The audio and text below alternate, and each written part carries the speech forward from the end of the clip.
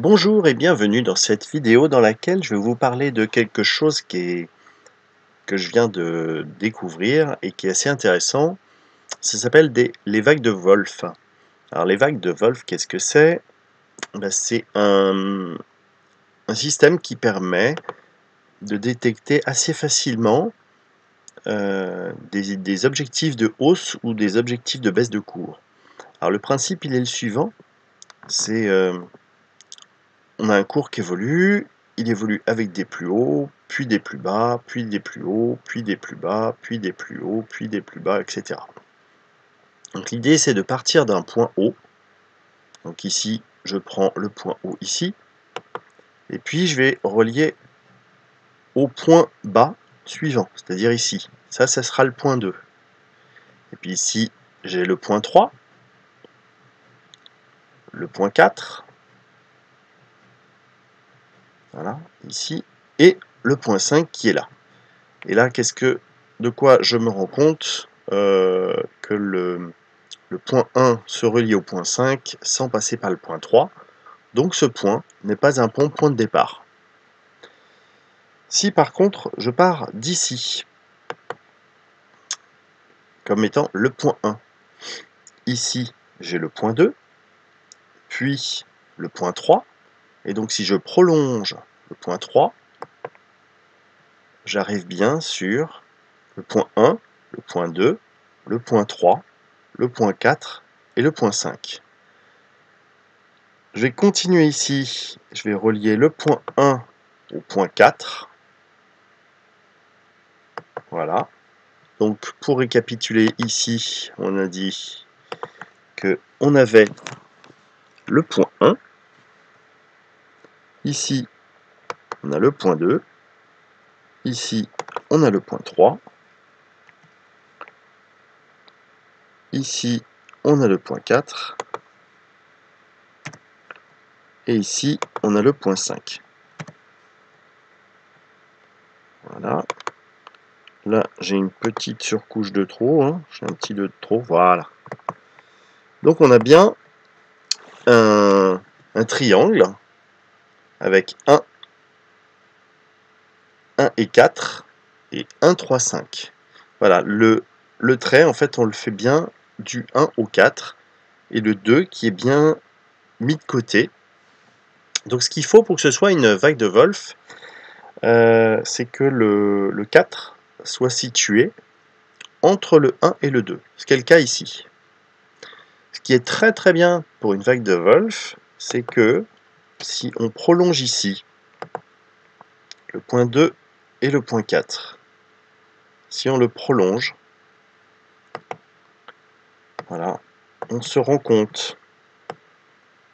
Ce qui est très bien, c'est si ce point relie, s'ils sont convergents, donc s'ils finissent par converger. Alors, sauf que là, je l'ai fait n'importe où. Voilà, le point 2, il est là.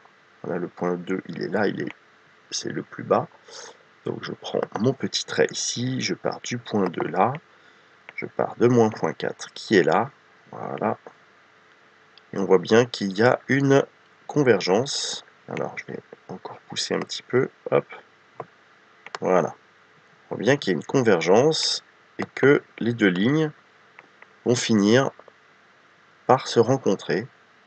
Hop. Voilà. À peu près ici. Donc c'est pas voilà, on n'est pas à quelques, ça va pas nous donner la date et l'heure précise, ça va nous donner à peu près une zone de temps. Donc on sait que voilà, à partir de cette date-là, à partir de voilà vers mi-mars à peu près, on sait que le cours, enfin on n'en sait rien du tout, c'est juste des probabilités d'après Wolf. On sait que voilà, on sait que à peu près vers ces eaux-là, on sait qu'on a cet objectif, c'est-à-dire le point 6. Donc une vague de Wolf, c'est une vague en 6 points, où on a 1, 2, 3, 4, 5 et 6. Et comment on reconnaît une vague de Wolf? Eh ben, c'est de cette manière, c'est qu'on a un point 3, un point 1 à 3 qui relie le point 5, le point 4 qui est situé entre le point 2 et le point 1, et ça nous donne un signe des probabilités que on a cet objectif-là, qui est un objectif quand même ambitieux, hein. Voilà, et avec un premier objectif au point 4 qui est donc à 1,17 € à peu près. Donc 1,17 €, donc si on estime à peu près vers mi-février, c'est pas impossible. En tout cas, il y a des bonnes probabilités que mi-février, l'euro baisse à 1,17 € et que d'ici mi-mars, il tombe à 1,15 €. Donc c'est bien sûr pas une science exacte, c'est pas une incitation à acheter ou à vendre de l'euro-dollar, à prendre vos décisions d'achat ou de vente par rapport à ça. En tout cas, c'est plutôt une bonne nouvelle pour les marchés européens qui devraient pouvoir bénéficier de cette baisse qui handicape un petit peu les investissements. Et donc ce qui est intéressant, c'est que lorsqu'on fait ce pari-là, alors on peut le faire sur de la devise, mais on peut le faire aussi sur des titres. Si on détecte un titre qui est comme ça, ce qui est intéressant, c'est qu'on va avoir un stop qui va être finalement à peu près ici, d'accord, par rapport à un objectif qui est ici. Donc le gain risk-reward, il est juste énorme. C'est-à-dire que là, potentiellement, voilà, je vais accepter de perdre, par exemple, 0,5% pour gagner 3,5%. Donc là, on part sur des devises, hein, donc c'est un demi-pourcent, c'est juste pas la même chose qu'un pourcentage sur des actions. Pourquoi? Parce que quand on achète des devises, on achète des lots. Voilà, donc c'est pour ça que moi j'ai pris une petite position sur l'euro USD, mais voilà, c'est une position où vous voyez, je risque 33 $. Bon, là j'ai un gain de 8 $ pour l'instant. Enfin, c'est une plus-value d'attente, donc qui veut absolument rien dire. Voilà, et puis dès que je vais avoir des signes qui me diront que je suis en train de me tromper, bah, je changerai d'avis et éventuellement je couperai ma position un petit peu plus tôt. En l'occurrence, là, j'ai pas trop de signaux qui m'indiquent que j'ai tort. Alors les autres indices qui me permettent de dire, de me conforter en tout cas, bah, on peut regarder par exemple un indicateur qui s'appelle Ichimoku. Voilà, Ichimoku. Voilà, donc si on rajoute Ichimoku, hop, donc dans les indicateurs, Ichimoku.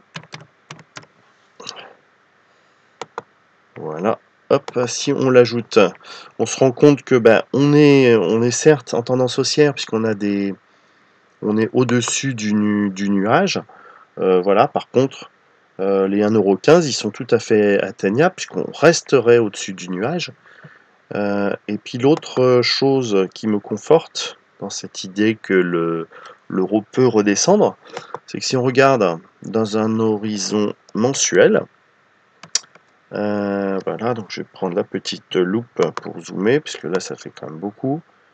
Voilà, donc là on a notre résistance qui est ici.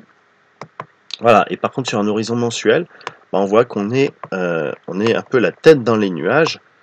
Donc un nuage d'Ichimoku, c'est un petit peu délicat à traverser.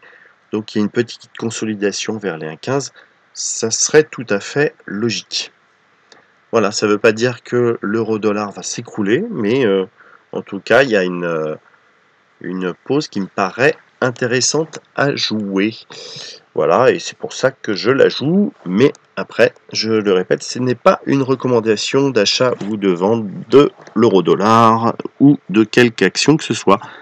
Voilà, si vous avez aimé cette vidéo, dites-le moi en commentaire. Et puis, je vous dis à très bientôt pour une prochaine vidéo. Ciao, ciao!